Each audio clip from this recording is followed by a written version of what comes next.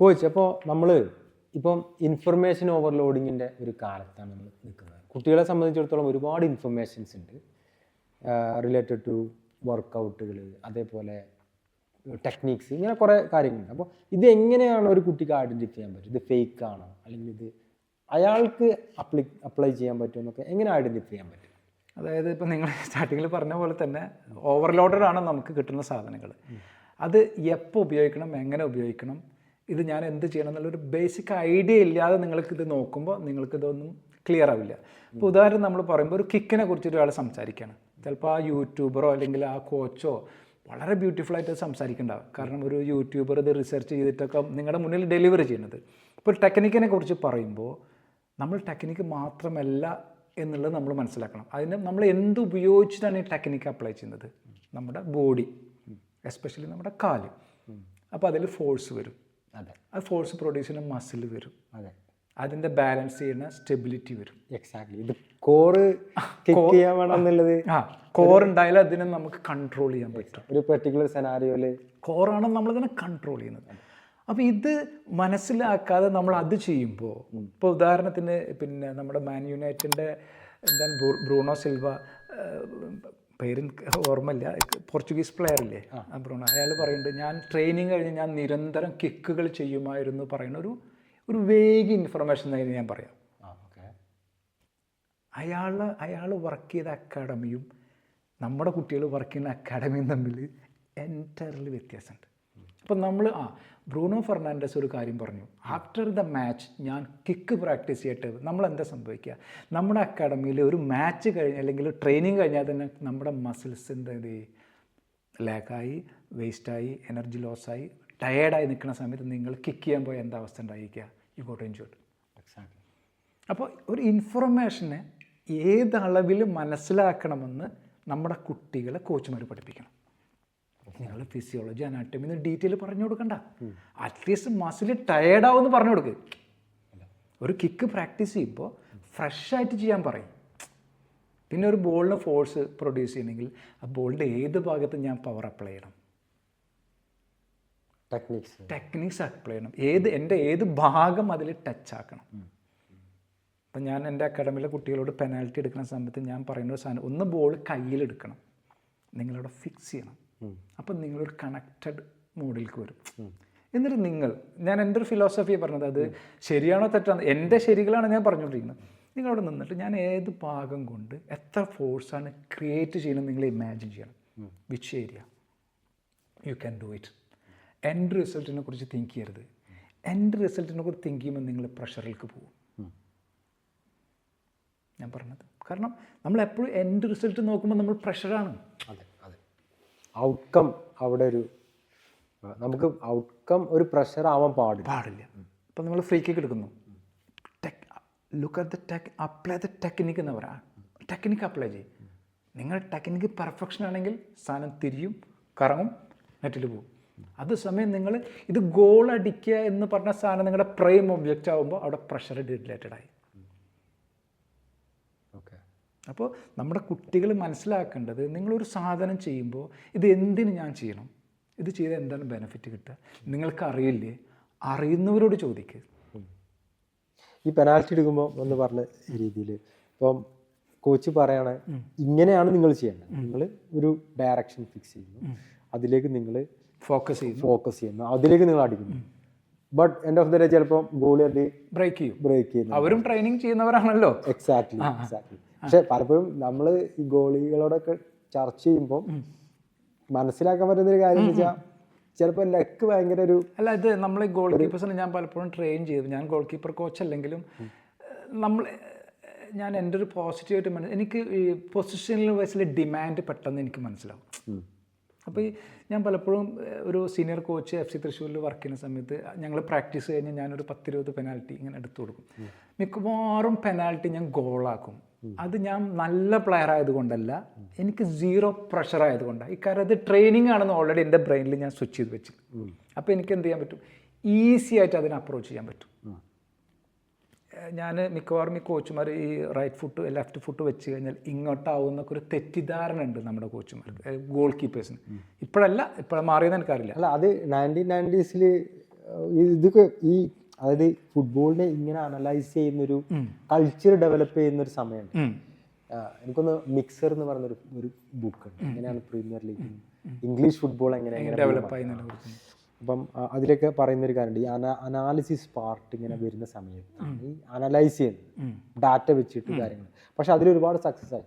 പക്ഷെ ഈ ഡാറ്റയുടെ പ്രശ്നം എന്താ വെച്ചാൽ ഈ ഡാറ്റ ഗോൾ കീപ്പേഴ്സ് മാത്രമല്ല വായിക്കുന്നത്, ഈ അടിക്കുന്ന ആൾ വായിക്കുന്നത്. അവിടെയാണ് നമ്മൾ പറയുന്നത്, ഇപ്പൊ നമ്മളിങ്ങനെ കാല് വെച്ചിട്ട് പല ഡയറക്ഷനിലാണ് പ്ലേയേഴ്സ് അടിക്കുന്നത്. അതെ, ഇങ്ങനെ വെച്ചാൽ ഇങ്ങോട്ട് അല്ല. അപ്പോൾ ഞാൻ പറഞ്ഞു വരുന്നത് എന്താ വെച്ച് കഴിഞ്ഞാൽ, അപ്പം നമ്മൾ നിരന്തരം നമ്മളെ തന്നെ ഷാർപ്പ് ചെയ്തുകൊണ്ടിരിക്കണം ഈ പറയുന്നത്. ഒരേ ആംഗിളിന് അതായത് ഒരേ മോഡൽ ഡിഫറെൻ്റ് ആംഗിൾ എന്നാണ് ഞാൻ പറയും.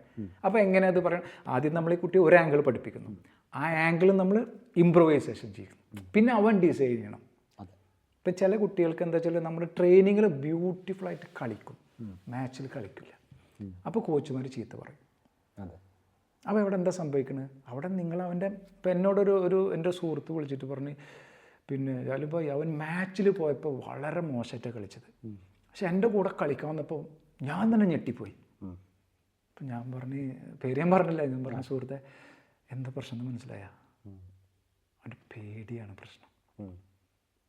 അവനെന്താ പേടിക്കണം, അവൻ അക്കാഡമിയിൽ. ഞാൻ പറഞ്ഞു, നിങ്ങൾ അവനോട് സംസാരിക്കണം, അവനുമായിട്ട് ഡിസ്കഷൻ ചെയ്യണം, ഏത് ഫാക്ടറാണ് അവനെ പേടിപ്പെടുത്തുന്നത്. ടെക്നിക്കൽ ടേമിൽ പറയുകയാണെങ്കിൽ സ്പോർട്സ് പെർഫോമൻസ് ആങ്സൈറ്റി നിങ്ങൾ ആ ടേം അങ്ങനെ. കാരണം ഞാനത് പറയാൻ കാരണം എന്താ വെച്ചാൽ, എനിക്ക് കിട്ടിയ ഇപ്പോൾ എൻ്റെ ഈ യൂട്യൂബ് ലൈഫ് അല്ലെങ്കിൽ ഫുട്ബോൾ റിലേറ്റഡ് ആയിട്ടുള്ള കാര്യങ്ങൾ ഏറ്റവും അധികം കിട്ടിയ ഡൗട്ട് ഇതാണ്, അല്ലെങ്കിൽ ക്വസ്റ്റ്യൻ. ട്രെയിനിങ് നന്നായിട്ട് കളിക്കും, ചങ്ങായിമാരൊപ്പം കളിക്കും, നന്നായിട്ട് കളിക്കും. അതിൻ്റെ ആൻസർ ഞാൻ പറഞ്ഞു വരുന്നത് എന്താ വെച്ച് കഴിഞ്ഞാൽ, നമ്മളൊരു സിസ്റ്റം ഇപ്പം ഞങ്ങളെ അലൈനിലെ ആൾക്കാരായതുകൊണ്ട്, നിങ്ങളും പഴയ അലൈനിലേക്കാരനാണ്, നമുക്ക് ദുബായിൽ എത്തിക്കഴിഞ്ഞാൽ ഭയങ്കര ബുദ്ധിമുട്ടാണ് വണ്ടി ഓടിക്കാൻ. കാരണം എന്താ വെച്ചാൽ നമ്മൾ ആ സിസ്റ്റം കണ്ടിട്ടില്ല. നമ്മളിങ്ങനെ വളരെ ഫ്രീ ഫ്ലോയിൽ ഓടിച്ച് പോയിട്ട് ദുബായ് എൻട്രി ചെയ്ത് ഷാർജയിലേക്ക് എത്തുമ്പോൾ നമ്മൾ വണ്ടിയിൽ നിന്ന് ഇറങ്ങി ഓടാൻ തോന്നും, സ്ട്രെസ്സാവും. ഒരാഴ്ച നിങ്ങളത് ചെയ്ത് നോക്ക്, അഡാപ്റ്റ് ആവും. ഇത് തന്നെ നമ്മുടെ നാട്ടിൽ നമ്മൾ കുട്ടികളോട് പറയണം. നിങ്ങൾ ഇപ്പം ഞാൻ എൻ്റെ കുട്ടികളെ ട്രെയിൻ ചെയ്യുക, നിങ്ങളൊരു ഗോൾ അടിച്ചാൽ അറിയണം എങ്ങനെ ഗോളായി. പിന്നെ നിങ്ങൾ മനസ്സിലാക്കേണ്ടത്, ഗെയിമിനെ എൻജോയ് ചെയ്യാൻ നിങ്ങൾ പഠിപ്പിക്കണം. നിങ്ങൾ പ്രഷർ ചെയ്ത് ട്രെയിനിങ് കൊടുക്കരുത്. എൻജോയ് ചെയ്യുമ്പോൾ ഓട്ടോമാറ്റിക്കലി എൻജോയ് ചെയ്യുന്നത് ക്വാളിറ്റിയിലാവുമ്പോൾ അത് നിലനിർത്താൻ അവർക്ക് പറ്റും. അതേസമയം നമ്മുടെ നാട്ടിലെ പ്രശ്നം എന്താ വെച്ചാൽ, ഒരു കുട്ടി എങ്ങനെയെങ്കിലും ഒരു ഗോൾ അടിച്ചാൽ അവനെ ഹൈപ്പിൽ കൊണ്ടുവെക്കും, പിറ്റത്തെ കളി അവർക്ക് ഗോൾ അടിക്കില്ല, കോച്ച് അവന് ചീത്ത പറയും. അത്രയും പ്രഷറായി. അപ്പോൾ ഈ നിങ്ങൾ ചെയ്യേണ്ടത്, നമ്മൾ സ്റ്റാർട്ടിങ്ങിൽ എപ്പോഴും പറഞ്ഞതുപോലെ ഇൻഡിവിജ്വൽ ഫോക്കസ് ചെയ്യുന്ന ഒരു കുട്ടി. ചില കുട്ടികൾക്ക് നാച്ചുറലായിട്ട് പേടിയുള്ള കുട്ടികളായിരിക്കും. ഇപ്പോൾ ഞാനൊക്കെ ചെയ്യാന്ന് വെച്ചാൽ, ഇപ്പോൾ കുട്ടികൾക്ക് പബ്ലിക് സ്പീച്ചിങ് പേടിയാണ്, അല്ലെങ്കിൽ ഒരു അഭിപ്രായം പറയാൻ പേടിയാണ്. ഇപ്പോൾ നമ്മുടെ സുഹൃത്ത് ഒരു ഇതിൽ എഴുതി കണ്ട്, KPL ഒരു പ്ലെയർ ഫൈസൽ കൈപ്പതുരി എഴുതി കണ്ട്, ഒരു പോസ്റ്റ് മാച്ച് ടോക്കിൽ പോലും ആ കുട്ടിക്ക് സംസാരിക്കാൻ പറ്റണില്ല. അതൊരു സിസ്റ്റത്തിൻ്റെ ഫെയിലിയറാണെന്ന് ഞാൻ പറയാം. ഒരു കോച്ചിൻ്റെ ഫെയിലിയർ അല്ല, ആ പ്ലെയറുടെ ഫെയിലിയർ അല്ല, ഒരു സിസ്റ്റത്തിൻ്റെ ഫെയിലിയറാണെന്ന് ഞാൻ പറയാം. കാരണം ഇപ്പോൾ എൻ്റെ അക്കാഡമിയിലൊക്കെ ഇപ്പം കഴിഞ്ഞ ആഴ്ച ലാസ്റ്റ് ക്ലാസ് ആയിരുന്നു ഇവിടെ സ്കൂളിൽ. ഒരു കുട്ടി പറഞ്ഞു, കോച്ച് ഞാൻ അടുത്ത വർഷം വേറെ സ്കൂളിലേക്ക് പോകണം. അപ്പോൾ ഞാൻ അവനെ പേടിച്ച് നിർത്തി, അവനോട് ഫീഡ്ബാക്ക് പറയിപ്പിച്ച്. അപ്പോൾ എന്നോട് ചോദിച്ചിട്ട്, കോച്ച് ഞാൻ എന്ത് പറഞ്ഞു? ഞാൻ പറഞ്ഞു ഐ എം ഹാപ്പി എന്നൊക്കെ പറഞ്ഞ് അവനെ കൊണ്ട് പറയിപ്പിച്ച്. എല്ലാ പ്ലേയേഴ്സും വന്ന് അവർക്ക് പിന്നെ ബെസ്റ്റ് ഓഫിലൊക്കെ പറഞ്ഞു. അപ്പോൾ എന്താ സംഭവിക്കുന്നത്, അവർ ഓരോ കാര്യം പഠിക്കുകയാണ്. എക്സാക്ട്ലി. അത് പക്ഷേ കോച്ച്, ഇവിടെ ഒരു സംശയം ചോദിക്കാനുള്ളത്, ഒരു പ്ലെയറെ സംബന്ധിച്ച് ഒരു പോസ്റ്റ് മാച്ച് ടോക്ക് അറിയണം നിർബന്ധമില്ല. പക്ഷെ അവിടെയാണ് ഞാൻ പറയുന്നത്, നമ്മൾ ഇതൊന്നും നിർബന്ധിക്കേണ്ട സാധനങ്ങളല്ല. പക്ഷെ ഇപ്പോൾ ബെല്ലിംഗാം കഴിഞ്ഞ ആഴ്ച ഒരു പോസ്റ്റ് ടോക്ക് ചെയ്തു, നമ്മളിരുന്ന് കേൾക്കുകയാണത്, അതിൻ്റെ ക്വാളിറ്റി ഓഫ് ഡെലിവറി. ഇതാണ് നമ്മൾ പറയുന്നത്. ഇത് നിർബന്ധമുള്ള കേസല്ല, അവരുടെ അണ്ടർസ്റ്റാൻഡിങ് ഗെയിം. അപ്പം ഞാനും നിങ്ങളും സംസാരിക്കണ പോലെയല്ല ഒരു സ്റ്റാർ സംസാരിക്കണത്. അവർ ഓഡിയൻസ് കൂടും, അവർ പിന്നെ കേൾക്കുന്ന ആൾക്കാരുടെ ആൾക്കാർ കൂടും.